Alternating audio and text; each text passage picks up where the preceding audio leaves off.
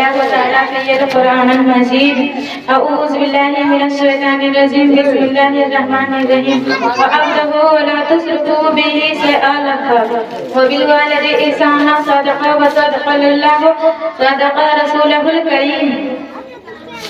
مزاج اسلامی بہنوں، پردہ نشین خواتین اسلامیہ، السلام علیکم رحمۃ اللہ وبرکاتہ۔ آج میری تقریر کا عنوان حقوق الآباد ہے، یعنی آج کی اس مختصر نظم میں آپ کی خادمہ چاندنی نوری یہ بتانے کی سعادت حاصل کرے گی کہ ہم پر ہماری اسلامی بہنوں اور بھائیوں کا کیا حق ہے اور کیا ہم اپنے حقوق کو ادا بھی کر رہے ہیں یا نہیں۔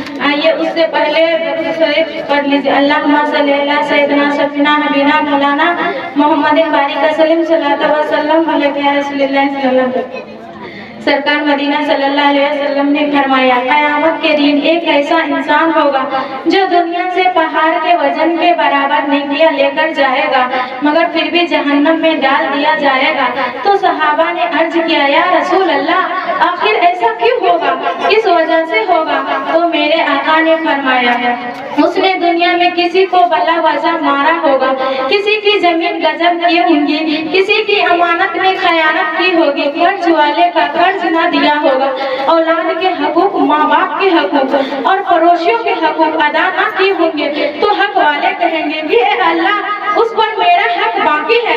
مثلا اولاد کہے گا اے اللہ یہ تو میرا باپ ہے، خود تو نیکی پہ نیکی کرتا رہا مگر ہم ان کے سامنے برے عمل کرتے رہے مگر انہوں نے ہمیں نہیں روکا اور میں جاہل رہ گیا۔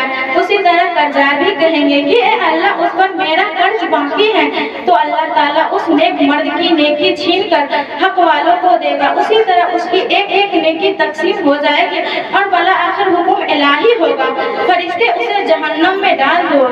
اس روایت کو سننے کے بعد ہماری ان ماؤں اور بہنوں کو ٹھنڈے دل سے سوچنا چاہیے جو اپنے پڑوسیوں کے ساتھ حسن سلوک معروف تو بالکل نہیں کرتے مگر الٹا ظلم و ستم ضرور کرتی نظر آتی ہے، گالی گلوچ اذیت تکلیف پہنچاتی ہے۔ لہٰذا وہ خواتین کو ٹھنڈے دل سے سوچنا چاہیے کہ کب وہ حشر میں ان کا کیا حال ہوگا۔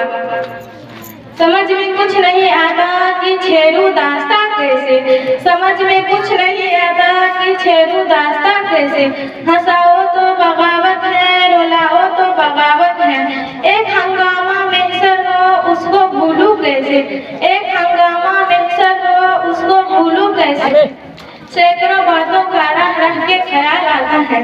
سرکار مدینہ صلی اللہ علیہ وسلم نے فرمایا ایک زمانہ ایسا آئے گا کہ عورتیں کپڑے پہن کر کے ننگی نظر آئے گی، بس ایسا دور آ جائے تو قیامت کا انتظار کرنا۔ لہٰذا اے میری ماں اور بہنوں آپ نے اللہم صلی اللہ سیدنا مولانا محمد بارک وسلم صلی اللہ وسلم علیہ رسول اللہ صلی اللہ علیہ وسلم۔ آج صبح جناب حضرت نے فرمایا بڑے پیر دستگیر گوش اعظم شیخ عبدالقادر جیلانی رضی اللہ عنہ والد گرامی حضرت ابو شرح جنگی دوست رحمت اللہ علیہ ایک مرتبہ ایک نہر کے کنارے جا رہے تھے۔ اس وقت آپ پر شباب کا علم تھا اور کنوارے بھی تھے۔ آپ نے نہر میں ایک خوبصورت سیب کو بہہ کر جاتے ہوئے دیکھا۔ آپ کو بڑی تیز بھوک لگی تھی۔ آپ نے اس سیب کو پانی سے نکال کر کھا لیا۔ کھانے کے بعد آپ کے دل نے بہت ملامت کیا کہ کیوں میں نے بغیر اجازت اس سیب کو کھا لیا، اگر خدا نے مجھ سے اس سیب کے بارے میں پوچھ لیا تو میں کیا جواب دوں گا۔ آپ خوف خداوند سے لرز گئے یہ سوچ کر کہ یہ سیب کس بات سے پانی میں گر کر یہاں تک پہنچا ہے۔ آپ اس کو تلاش کرتے کرتے وہاں تک پہنچ گئے اور باغ کے مالک کے پاس جا کر معافی کی درخواست پیش کی۔ باغ کے مالک اپنے وقت کے ولی کامل تھے۔ انہوں نے حضرت ابو شرح کو سر سے پاؤں تک ایک نگاہ دیکھا، ان کی چمکتی ہوئی نورانی پیشانی کو دیکھا اور سارا راز سمجھ گیا کہ یہ نوجوان جو میری بارگاہ میں معافی کے لیے آیا ہے یہ کوئی عام نوجوان نہیں ہے بلکہ خدا کا ولی نیک و پرہیزگار نوجوان ہے، جبکہ جوانی تو دیوانی ہوتی ہے۔ باغ کے مالک حضرت عبدالسمیر رحمت اللہ علیہ نے فرمایا کہ اے نوجوان معاف تو کر دوں گا مگر ایک شرط ہے، وہ شرط ہے کہ تم کو 12 سال تک میری باغ کی بغانی یعنی نوکری کرنی پڑے گی۔ اللہ اکبر، कितनी दुश्वार की शर्त थी, मगर कुर्बान जाए उस इस रिसालत पर आप फरमाते हैं 1 से 12 साल खिदमत के बाद आपने फरमाया हुजूर अब तो माफी का ऐलान फरमाइए। हजरत अब्दुल सुमई ने फरमाया शहजादे अभी नहीं, अभी एक शर्त और पूरी करनी है। तो हजरत अबू सलमा ने फरमाया कि हजरत वह शर्त क्या है? तो आपने फरमाया शहजादे मेरे पास एक बेटी है जो आंख से अंधी है, जबान से गूंगी है और पाँव से लंगड़ी है और हाथ से लुल्ली है, तुम्हें उससे निकाह करना होगा। अल्लाह अकबर, जिंदगी भर सोगा मगर कुर्बान जाए उस फिक्र इस रिसालत पर आप फरमाते हैं हुजूर मुझे आखिरत की भलाई और एजाब इलाही की नजात की खातिर दुनिया की हर मुसीबत गवारा है, लिहाजा मैं ये शादी करने के लिए तैयार हूँ। आज सबे जवाब है। हजरत ने फरमाया शहजादे फला हज्र में, फला रूम में और कमरे में तेरी बीवी उम्मे अल खैर हजरत फातिमा है, जाओ उनसे मुलाकात करो। आपने हजरत अबू सलाम जब उस रूम में गया तो उल्टे पांव वापस आ गया। तो हजरत अब्दुल सुमई ने फरमाया शहजादे क्यों वापस आ गया? तो आपने फरमाया हुजूर मैं गलती से किसी और कमरे में चला गया था, क्योंकि आपने तो फरमाया था मेरी बेटी लुल्ली बेटी और लंगड़ी है, मगर यहाँ तो नहायत ही शरीक हयात बावकार जलवा अफरोज है, जिनकी अजू अजू से नूरी किरणें फूट रही है और पूरा कमरा रौनक बार बना हुआ है। हजरत अब्दुल सुमई मुस्कुराते हुए फरमाया कि शहजादे वही तेरी बीवी है। सुनो मैंने जो ये कहा था वो आँख से अंधी है, उसने कहा था कि मेरी बेटी आज तक किसी गैर मेहरम को देखा तक नहीं है। मैंने उसे बेहरी उसलिए कहा था कि मेरी बेटी अपनी कान से आज तक बेहुदा कलामत कोई काम नहीं किया है। मैंने उसे जबान से गूंगी उसलिए कहा था कि उसने आज तक कोई बेहुदा बात नहीं निकाली है। मैंने उसे लंगड़ी उसलिए कहा था कि शरीयत के खिलाफ आज तक कोई कदम नहीं उठाया है। किस दर्जे बदुमा है खुलूस बख्श से हम, किस दर्जे बदुमा है खुलूस बख्श से हम, अपनों को देखते हैं पराई नजर से हम। होती कहाँ है जिंदगी में आदमी की कदर, होती कहाँ है जिंदगी में आदमी की कदर, मरने के बाद लोग नाम का जलसा करेंगे। हजरत बाबा फरीद गुंज शुक्र रहमतुल्लाह अलैहि एक वकार उम्मत बुजुर्ग गुजरे हैं। आपकी वाला की जबरदस्त रूल किरदार पेश किया। सही बात यह है कि वाला ही की तरबियत से आप अपने वक्त के वली कामिल नाबीना अस बनेंगे। आपकी वालदा ने जो मसले किरदार पेश किया है उसी ताल्लुक से एक वाक़या समाप्त फरमाती चले। वाक़या ये है कि हजरत बाबा फरीद कुछ बाहोश हुए तो आपकी वालदा मजदा ने फरमाया बेटे नमाज पढ़ो कि हर आदमी को नमाज पढ़नी चाहिए, अपनी रब की इबादत करनी चाहिए। तो आपने फरमाया अम्मी जान नमाज पढ़ने से क्या मिलेगा? तो आपकी वालदा ने फरमाया बेटे नमाज पढ़ने से मिठाई मिलेगी। तो आपने नमाज पढ़ने के लिए आमदा वक्त तैयार हो गया। आपकी वालदा ने वजू कराया, मसल्ले बिछाया और आपसे छुकर शुक्र की पुड़िया मसल्ले के नीचे रख दिया। आपने सलाम फेरने के बाद अर्ज किया अम्मी जान शुक्र कहाँ है? क्योंकि आपने तो फरमाया था नमाज पढ़ने से शुक्र मिलेगा। तो आपकी वालदा ने फरमाया बेटे मसल्ले के नीचे देखो जरूर शुक्र मिलेगी। तो आपने मसल्ले उठाकर देखा तो ये देखकर बहुत खुशी हुई कि वाकई नमाज पढ़ने से शुक्र मिलता है। तो ये रोज का मामूल बन गया। वालदा शुक्र की रख दिया करते थे और आप शुक्र से महफूज होते थे। एक मरतबा बावजूद बाहर घर से पहुंचे और खुद ही मसले बिछाकर नमाज पढ़ना शुरू कर दिया। आपकी माँ ने देखा तो पशु पेश में पड़ गया कि अब मैं शुक्र कैसे रखूं? अगर मेरे बेटे ने देख लिया तो वह समझ जाएगा कि यह शुक्र अल्लाह नहीं देता बल्कि मेरी माँ रख दिया करती थी। उसी तरह उसके यकीन को धोखा पहुंचेगा। आपकी माँ ने उसी यासना में दुआ के लिए हाथ उठाती है और यूं अर्ज करती है कि ए मेरे मौला तू मेरे बच्चे की ईमान की लाज रख ले, ए मेरे करीम तू उसकी सजदे की लाज रख ले, ए मेरे मौला मेरे उस बंदे को यहाँ तक लाना मेरा काम था, अब उसको संभालना तेरा काम है। रब कायनात ने उस नेक बंदे की दुआ कबूल फरमाया। जब हजरत ख्वाजा बाबा फरीद ने मसले उठाकर देखा तो ये देखकर बहुत खुशी हुई कि ये रोज तो शुक्र का पुड़िया नजर आ रहा था, मगर आज तो शुक्र का खजाना नजर आ रहा है, शुक्र का कुआं नजर आ रहा है। तो आपने अम्मी जान से पूछा, अम्मी जान ये क्या माजरा है? तो आपकी अम्मी जान ने शुक्र इलाही बतलाते हुए फरमाया, मेरे बेटे मैं तो तुम्हें नमाज की आदि बनाने के लिए, नमाज की आदत डालने के लिए, दीनी इस्लामी तरबियत देने के लिए रोजाना शुक्र का पुड़िया रख दिया करती थी। जब मुझे आज मौका न मिला तो रब कायनात ने अपने करम से रहम से शुक्र का खजाना मशहूर कर दिया। उसी दिन से शुक्र का खजाना मशहूर हो गया।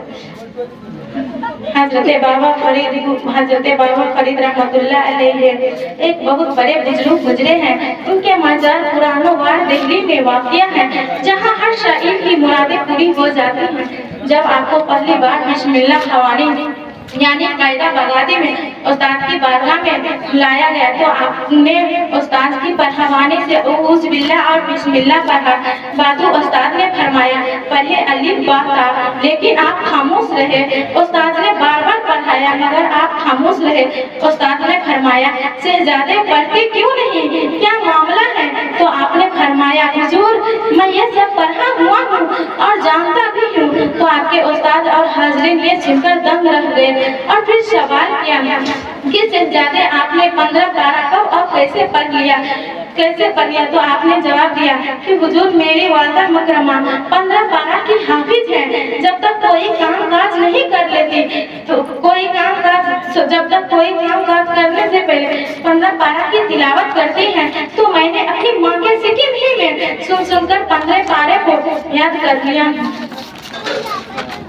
हजरत अब्दुल मुत्तलिब एक मर्तबा खानाए काबा की दुआ करते हैं। करते करते क्या देखते हैं कि खानाए काबा उनके बल गिर जाता है। हजरत अब्दुल मुत्तलिब परेशान हो जाते हैं कि अभी तो खानाए काबा की तामीर कराई गई थी, अचानक खानाए काबा कैसे गिर गया? हजरत अब्दुल मुत्तलिब परेशान होकर बाहर आते हैं तो एक लौंडी से मुलाकात हो जाती है। वो लौंडी कहती है, ए अब्दुल मुत्तलिब तुम्हारे घर पोता पैदा हुआ है। ए अब्दुल मुत्तलिब तुम्हारे घर पोता पैदा हुआ है।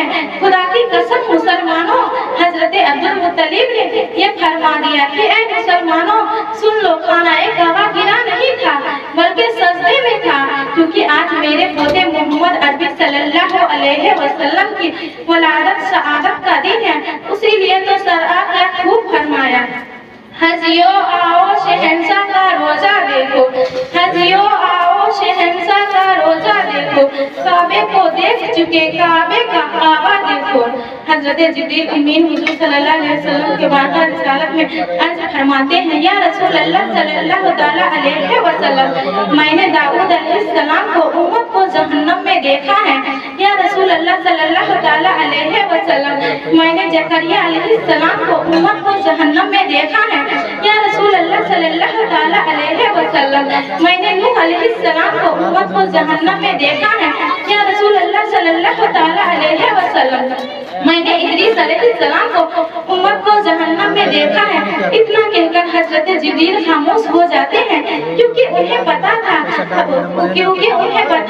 हुजूर की भी उम्मत को जहन्नम में जाने का ताजगिरा कर दिया तो रसूल का चैन बेचैनी में बदल जाएगा, हुजूर का करार बेकरारी में बदल जाएगा, हुजूर बेकरार हो जाएंगे, हुजूर की आंखों से आंसू अश्कवार होने लगेंगे। इतने में मेरे हुजूर अर्ज करते हैं, ए जिब्रील क्या तूने मेरी भी उम्मत को जहन्नम में देखा है? हजरत जिब्रील मजबूरन अर्ज करते हैं, हाँ या रसूल अल्लाह सल्लल्लाहु तआला अलैहि वसल्लम मैंने आपकी भी उम्मत को जहन्नम में देखा है। इतना सुनना था कि सबके रसूल की आंखों से आंसू अश्कवार होने लगते हैं, हुजूर का चैन बेचैनी में बदल जाता है, हुजूर का करार बेकरारी में बदल जाता है, हुजूर बेकरार हो जाते हैं और रोते रोते मौरा हिरामत चले जाते हैं। एक सहाबी जो रसूल के पीछे नमाज पढ़ते थे, वो नमाज उसलिए पढ़ा करते थे कि एक तरफ अल्लाह की इबादत होगी, दूसरी तरफ चेहरे बद्दुआ की जियारत होगी। एक तरफ अल्लाह की इबादत होगी, दूसरी तरफ चेहरे बद्दुआ की जियारत होगी। ایک صحابہ کرام چرواہے سے پوچھتے ہیں کہ اے چرواہے، کیا تو نے میرے محمد کو دیکھا ہے؟ کیا تو نے مذاق البشر کو دیکھا ہے؟ اتنے میں چرواہا کہتے ہیں میں کسی محمد کو نہیں جانتا، میں کسی مذاق البشر کو نہیں جانتا، ہاں اتنا جانتا ہوں کہ کوئی اس دور میں اتنا پھوٹ پھوٹ کے روتے ہیں جن کی آواز سن کر میری بکریوں بھی چرنا چھوڑ دیا ہے۔ اللہ اکبر، کتنی دشوار کی شرط تھی۔ اللہ اکبر، میرے نبی غور ہرا میں رو رہے ہیں، کس کے لیے رو رہے ہیں؟ ہم گناہگاروں امتیوں کے لیے رو رہے ہیں، اور آج کل ہم سب کو ڈھنگ سے نماز بھی پڑھنا نہیں آتی، اور میرے نبی غور ہرا میں رو رہے ہیں۔ چرواہا سے یہ بات سنتے ہیں تو یہ سمجھ جاتے ہیں کہ اتنی دردناک آواز سے رونے والا، اتنی پھوٹ پھوٹ کے آواز سے رونے والا میرے نبی کے سوا کوئی نہیں ہو سکتا۔ وہ صحابہ کرام جنگل میں روتے روتے جنگل میں جاتے ہیں اور کیا دیکھتے ہیں کہ میرے نبی کا سر سجدے میں ہے، میرے نبی کا سر سجدے میں ہے۔ تو آپ نے فرمایا حضور سر کو سجدے سے اٹھا لیجئے، اے حسن حسین کے نانا جان سر کو سجدے سے اٹھا لیجئے، اے فاطمہ الزہرا کے بابا جان سر کو سجدے سے اٹھا لیجئے۔ لیکن میرے نبی ان کی ایک بھی بات نہیں سنتے، اور ان کی ایک بھی بات نہیں سنتے، اور اب گاوا میں دعا کرتی ہے یا رب حبلی امتی، یا رب حبلی امتی، اے اللہ میرے امت کو میرے حوالے کر دو، اے اللہ میرے امت کو میرے حوالے کر دو، اے اللہ میرے امت کو بخش دو، اے اللہ میرے امت کو میرے حوالے کر دو۔ السلام علیکم۔